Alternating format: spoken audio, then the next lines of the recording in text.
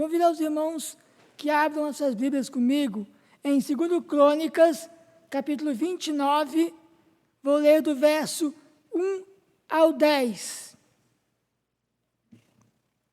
Esse texto nos diz o seguinte: tinha Ezequias 25 anos de idade quando começou a reinar. E reinou 29 anos em Jerusalém. Sua mãe se chamava Abia, era filha de Zacarias. Fez ele o que era reto perante o Senhor, segundo tudo quanto fizera Davi, seu pai. No primeiro ano do seu reinado, no primeiro mês, abriu as portas da casa do Senhor e as reparou. Trouxe os sacerdotes e os levitas, ajuntou-os na praça oriental. Ele lhes disse: ouve-me, ó levitas, santificai-vos agora e santificai a casa do Senhor, Deus de vossos pais. Tirai do santuário a imundícia, porque nosso pai prevaricaram e fizeram o que era mal perante o Senhor, nosso Deus, e o deixaram, desviaram o seu rosto do tabernáculo do Senhor, eles voltaram as costas. Também fecharam as portas dos portícos, apagaram as lâmpadas, não queimaram incenso, nem ofereceram holocaustos no santuário ao Deus de Israel. Pelo que veio grande ira do Senhor sobre Judá e Jerusalém, e os entregou ao terror, ao espanto e ao assombro, como vós o estáis vendo com os próprios olhos, porque eis que nossos pais caíram a espada, e por isso nossos filhos, nossas filhas e nossas mulheres estiveram em cativeiro. Agora estou resolvido a fazer aliança com o Senhor, Deus de Israel, para que se desvie de nós o ardor da sua ira. Filhos meus, não sejais negligentes, pois o Senhor vos escolheu para estardes diante dele, para o servirdes, para serdes seus ministros e queimardes incenso. Oremos. Glorioso e eterno Deus, te louvamos, te agradecemos, Pai, por mais uma vez estarmos na tua casa, na tua presença, para te prestar culto, ó Pai. Que nessa manhã, ó Pai, tu venhas a falar ao nosso coração, Senhor. Que teu Santo Espírito tenha liberdade de atuar em cada coração, ó Pai, que está ouvindo, ó Pai, essa mensagem, Senhor querido, que está participando desse culto, ó Pai querido, que a tua bênção seja sobre cada coração, ó Pai querido, e que essa mensagem faça diferença, a começar na minha vida e na vida de cada um que estiver ouvindo, ó Pai, em nome de Jesus, Senhor. Amém. Meus irmãos, o tema em que eu escolhi para darmos a essa breve meditação é o poder das decisões. Decisões. Ao longo da nossa vida, desde que nascemos até o momento em que morremos, as nossas vidas é feita à base de decisões. Nós decidimos o que comer, a que horas comer, nós decidimos o que queremos, o que não queremos. A vida é assim. E, colocando esse tema, eu comecei a pensar na palavra de Deus, nos servos de Deus, em decisões feitas por eles, que mudaram a história, mudaram a vida deles, mudaram um povo inteiro. E um dos pontos em que eu fico pensando, o porquê somente Pedro andou sobre as águas naquele episódio em que Jesus vai ao encontro dos discípulos, andando por sobre as águas?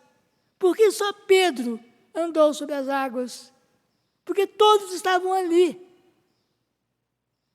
Porque só Pedro quis andar. Só Pedro decidiu andar sobre as águas. Quer dizer, isso nos mostra que decisões mudam as nossas vidas. Decisões podem nos levar a experimentar coisas que jamais imaginamos que iríamos experimentar. Um dos fatos também que me chama a atenção é o episódio em que nos fala o livro de Ruth. Nos fala sobre Orfa, Ruth e Noemi. Quando Noemi decide voltar-se para casa, voltar-se para o seu povo, voltar-se para a sua terra, ela vira para essas duas noras, Orfa e Ruth, e diz: minhas filhas, estou voltando para o meu povo. Então, eu quero que cada uma de vocês voltem para a casa de seus pais, porque não posso levar vocês comigo. Porque é muito melhor vocês voltarem para a casa de seus pais, porque lá sim vocês podem conseguir um outro casamento, seguir a vida de vocês. O que me chama a atenção é o quê? Órfão, ouvindo essa palavra, concorda com Noemi e volta para a casa de seus pais. Me chama a atenção é que essa foi a última vez que a Bíblia falou sobre órfão. Eu comecei a imaginar que aqueles que decidem não seguir em frente, não são dignos de ser lembrados. É o que o órfão fez. Ela decidiu abandonar o povo de Deus. Ela decidiu se voltar-se ao seu povo, um povo pagão. Enquanto Ruth decide o quê? Mesmo contra a vontade de sua sogra, segui-la, ir junto a ela, dizendo para ela que não importava nada, porque aonde quer que ela fosse, ela iria. Aonde quer que ela dormisse, ela dormiria. Que o povo dela era agora o povo dela também. Que o Deus de Noemi era também o Deus dela. Agindo assim, Ruth entra para a história, porque se casando com Boaz, o seu filho Obed, ele entra para a linhagem do rei Davi, porque Obed foi o pai de Jessé, que foi pai de Davi. A atitude de Ruth, a decisão de Ruth, mudou a história dela e a história da sua sogra Noemi. Decisões em nossas vidas decidem as nossas vidas, mudam nossas vidas. Qual é a decisão que nós vamos tomar com relação à palavra de Deus, à casa de Deus? O que nós vamos decidir daqui para frente vai determinar as nossas vidas. E decisões que nos levam a experimentar o melhor de Deus. Decisões que nos levam a experimentar o melhor de Deus. A decisão de Ruth a levou a experimentar o melhor de Deus. A decisão de Pedro o levou a experimentar o milagre de andar sobre as águas.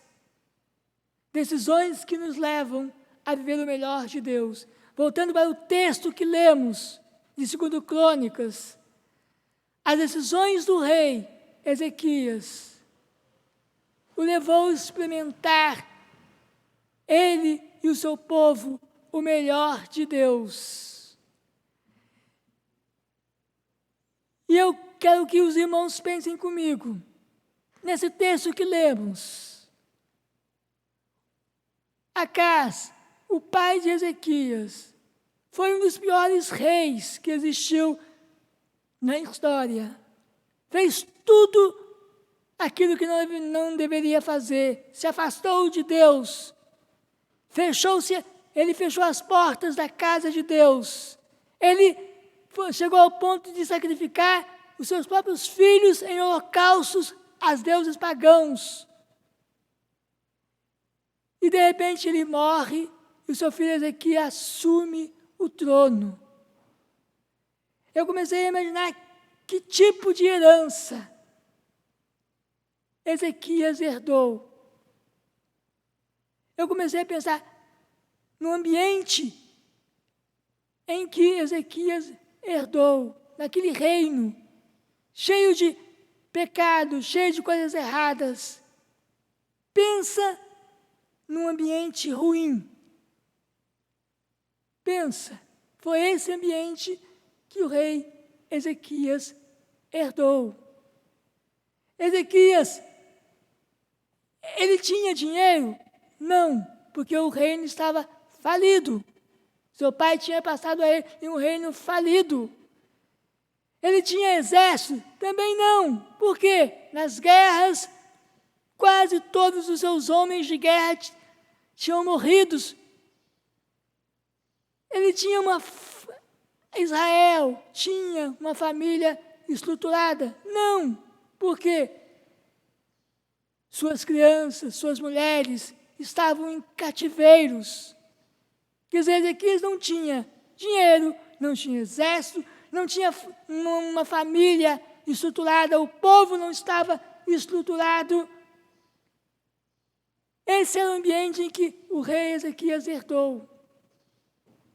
Qualquer um, herdando um reino assim, eu acredito que sua primeira providência seria o quê? Arrumar recursos financeiros para erguer o seu reino. Mas olhando a história, olhando o texto, Ezequias fez diferente. Com a decisão de Ezequias decide algo impressionante. No verso 3 do capítulo 29, do texto que lemos de 2 Crônicas, nos diz o seguinte: no primeiro ano do seu reinado, no primeiro mês, abriu as portas da casa do Senhor e as reparou. Olha só o que Ezequias fez. No seu primeiro ano de reinado, no primeiro mês, ele decide abrir as portas da casa de Deus e restaurar ela. Eu imagino que todo mundo achou estranho demais. Como que o rei decide isso em primeiro lugar? Se não temos dinheiro, se não temos exército, de vez dele arrumar meios de arrumar recursos, de vez deles arrumar meio de arrumar homens de guerra para nos proteger contra as guerras, ele decide abrir as portas do templo e restaurar as portas do templo. Mas com essa história, com essa decisão, Ezequias muda a história da sua vida e a história do povo de Israel. Ezequias, agindo assim, ele decide trazer em primeiro lugar Deus para a sua vida e Deus para o seu reinado. E isso faz diferença. Quando nós decidimos trazer Deus em primeiro lugar, não importa a dificuldade, não importa os problemas, mas a nossa decisão é trazer Deus para as nossas vidas em primeiro lugar. Nós vamos realmente experimentar e viver o novo de Deus para nossas vidas. Experimentar e viver o poder de Deus nas nossas vidas. Experimentar e viver o poder das decisões. A decisão de estar ao lado de Deus, de trazer Deus em primeiro lugar, muda a nossa história. Como mudou a história desse rei, o rei Ezequias. Como mudou a história do povo em que ele reinou, o povo de Israel. A decisão de trazer Deus em primeiro lugar para nossas vidas nos leva a viver o novo de Deus.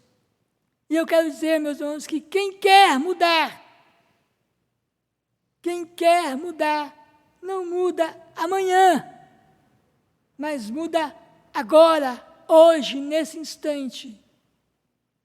Se você realmente quer viver uma vida diferente, se você quer viver realmente o novo de Deus, traga Deus em primeiro lugar para a sua vida. Decida hoje, nesse momento, trazer Deus para a sua vida, para junto de ti. Não importa o que esteja acontecendo na sua vida, essa é a decisão mais importante que você pode fazer na sua vida.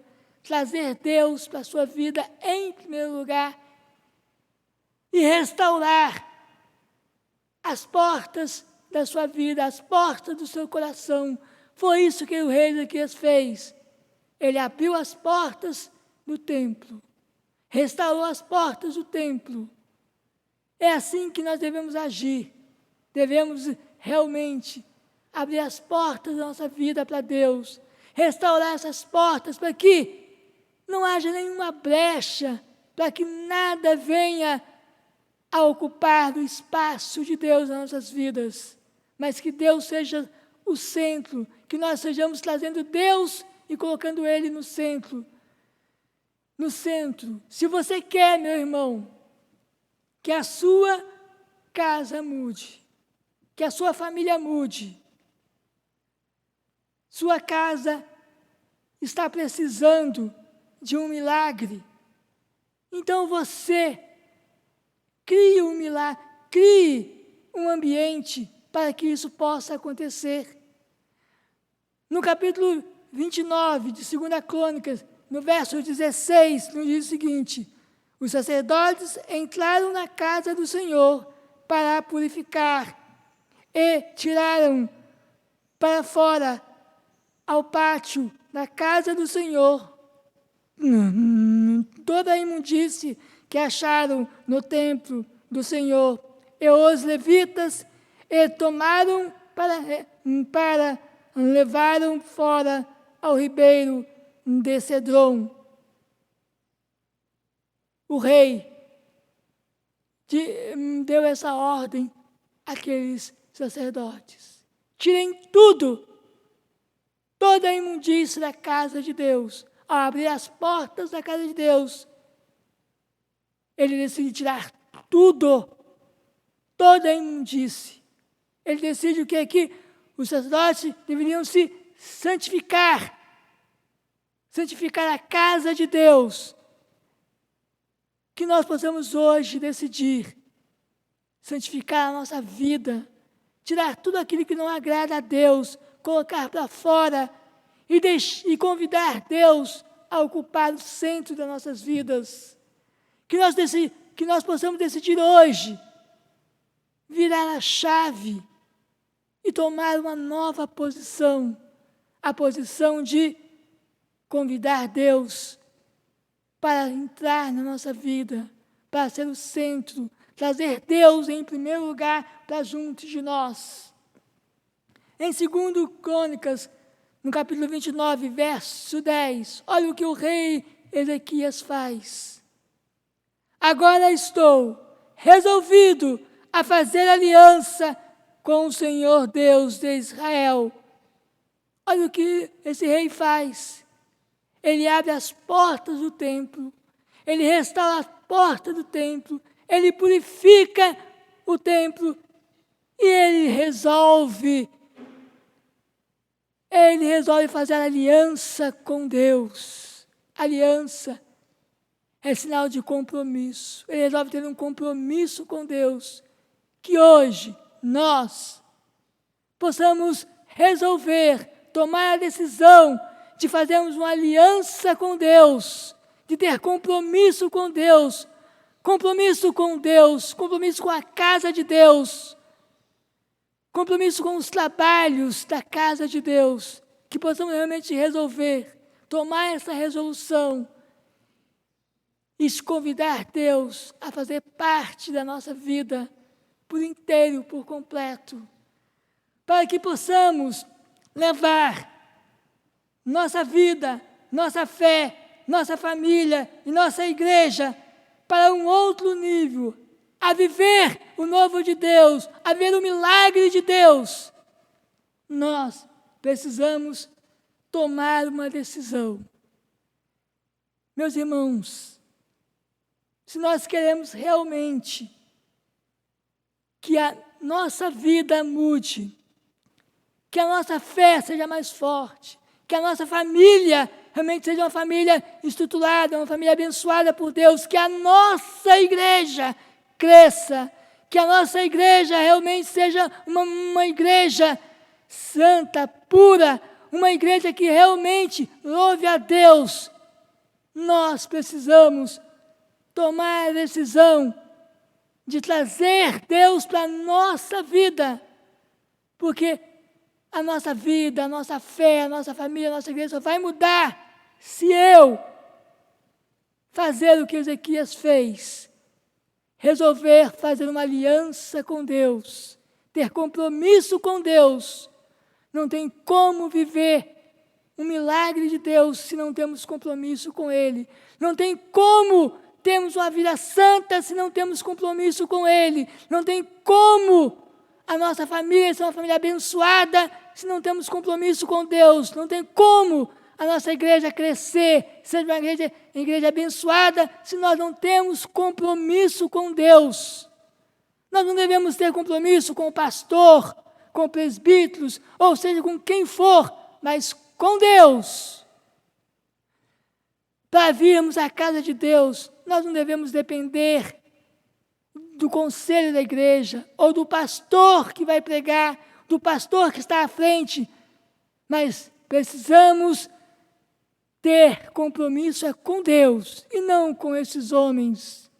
É Deus que é o Senhor da igreja, é Deus que santifica a igreja, é Deus que fala aos nossos corações, não importa quem está à frente falando, é Deus que está colocando essa pessoa na frente, é Deus que está usando ele, é Deus que está falando através dele.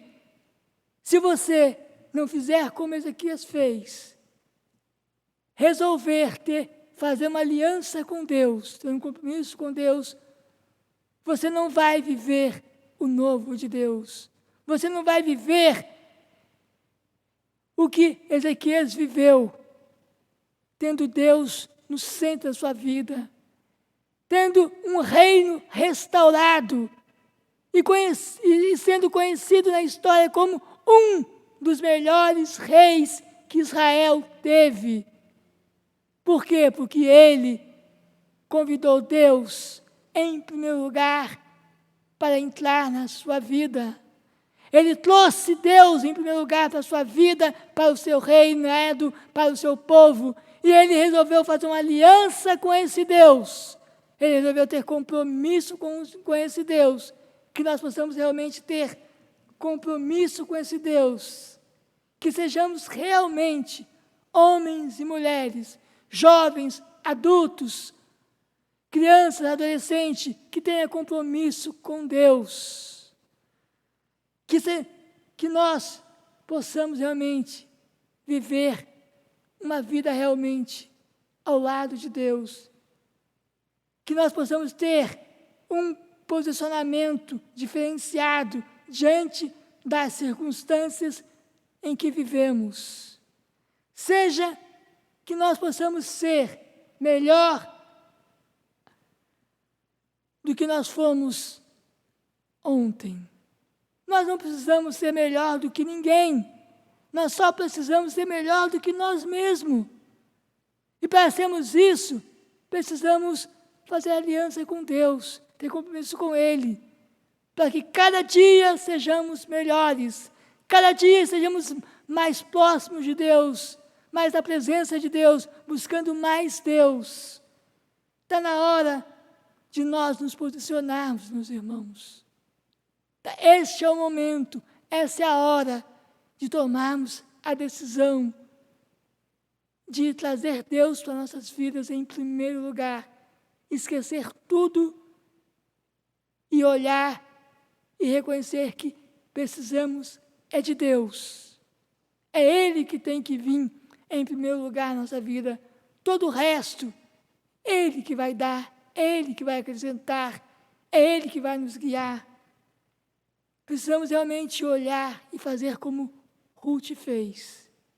Não importava que ela ia viver ao lado de um povo em que ela não conhecia, mas o que importava sim era fazer a vontade de Deus. E fazendo isso, ela viveu o novo de Deus. Com essa decisão, Ruth entrou para a história. Seu nome vai ser sempre lembrado, porque a decisão que ela fez foi essa, de trazer Deus em primeiro lugar para a sua vida. Um episódio também que me chama a atenção, para terminarmos, é que está em Marcos 7, 24, até o versículo 30. Aquela mulher, Sirofenícia, que vai até Jesus, clamando a Ele, que liberte a sua filha daquele espírito imundo. E Jesus vira para ela e diz: não convém tirar o pão dos filhos e dar aos cachorrinhos. Ouvindo aquela resposta de Jesus, aquela mulher diz o seguinte, ela responde, sim. Com esse sim, ela concorda com Jesus, mas ela diz, Senhor, mas os cachorrinhos, debaixo da mesa, eles comem das migalhas que caem dos filhos dos seus senhores. Ouvindo essa palavra, Jesus diz, vai, a sua filha está curada. Porque naquele momento aquela mulher mostra para Jesus que o que ela queria era apenas a cura da sua filha. Ela não desiste. Ela não vira as costas para Jesus quando ele disse que não convinha a ele a fazer o que ela queria. Mas ela insiste, mostra para ele, com a sua resposta, que a fé dela era tão grande que apenas uma migalha que caísse, que sobrasse, já bastava, já era o milagre que ela queria. Que nós possamos realmente tomar posições nesse sentido, nessa magnitude, a decisão de jamais desistirmos, a decisão de lutarmos até o final para termos Deus em primeiro lugar nas nossas vidas, não importando as dificuldades, não importando os problemas, mas Deus em primeiro lugar. Que possamos decidir fazer aliança, a ter compromisso com esse Deus.